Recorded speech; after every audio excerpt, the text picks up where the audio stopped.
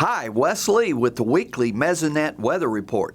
Every time we string together a few warm days in the spring, home gardeners get cabin fever and want to begin planting.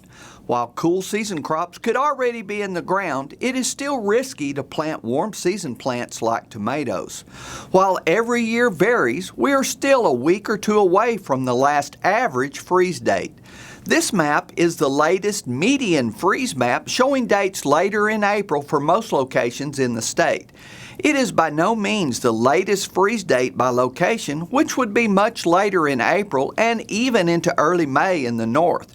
Our last hard freeze to date this year, excluding the Panhandle, was March the 12th.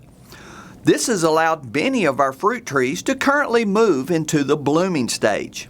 According to this chart on peaches, we need to stay above 26 degrees to ensure that fruit will be available this year. Apples and pears are a little more cold tolerant as they tend to bloom a little later in the spring. What is the likelihood that we will see another hard freeze this spring? According to the grays on these long-term forecast maps for the next 2 weeks, expect near normal temperatures.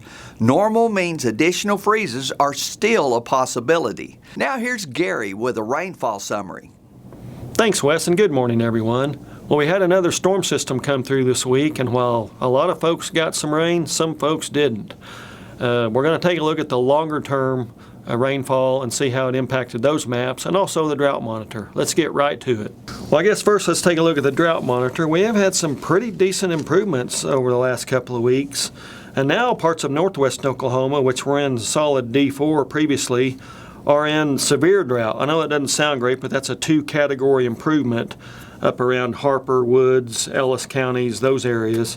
We still have the exceptional drought, that's the dark red, out in the western 2/3 of the Panhandle, also down across southwest Oklahoma, and of course a big blob of extreme drought, that's the red, across the western half of the state, parts of south central Oklahoma, a little tiny bit down in the southeastern portion of the state, but we are seeing that area of no drought to just abnormally dry conditions expand from far eastern Oklahoma over into more parts of central Oklahoma, so hopefully we can keep that trend going. Okay, let's go out to the 30-day time frame, and you can see those trouble spots pretty quickly. The western Panhandle, of course, and far southwest Oklahoma, and again the lighter shades of green, those are areas also haven't gotten enough rain to completely eliminate drought, but it's certainly improved just a little bit. Those are from 1 to 2 inches, and then another broad area of 2 to 3 to 4 inches across much of the northern and eastern half of the state. So while we do see some of those areas with greater than 4 inches, those are still too few and far between to eliminate drought across the state. Let's take a look at that percent of normal map for the last 30 days. And again, this covers basically all of March.